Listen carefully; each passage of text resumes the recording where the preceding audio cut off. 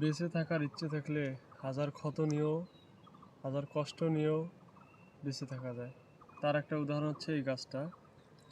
এই গাছটা দেখেন মাটিতে পড়ে আছে, এর শিকড়গুলো সব আলাদা হয়ে আছে।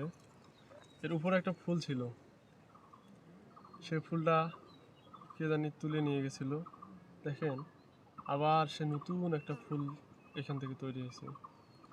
আসলে মূলত এটাই যে আমরা অনেক সময় অল্প একটু কষ্ট পেলে অজুহাত খুঁজি, যে আমাদের হতাশ হয়ে যায়, আশা ছেড়ে দেই।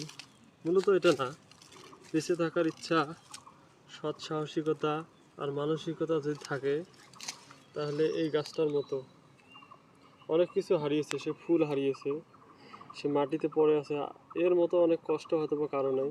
সে অনেক কষ্ট নিয়েও কিন্তু বেঁচে আছে এবং নতুন একটা ফুল তৈরি হয়েছে এখান থেকে।